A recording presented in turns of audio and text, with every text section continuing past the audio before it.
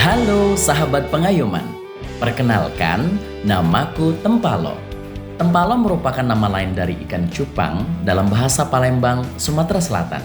Namaku juga merujuk pada akronim dari slogan Kanwil Kemenkumham Sumatera Selatan, yaitu Terdepan Melayani dan Pacak Galo, yang bermakna bisa melakukan apa saja. Tubuhku yang berwarna biru dengan sirip bergradasi merah dan kuning, masing-masing mewakili warna primer.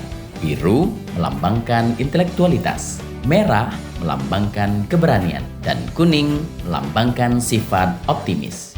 Aku memakai tudung yang merupakan tanjak dan bawahan kain rumpak dengan motif songket khas Palembang. Sementara itu, seragam yang aku gunakan adalah pakaian dinas harian Kemenkumham.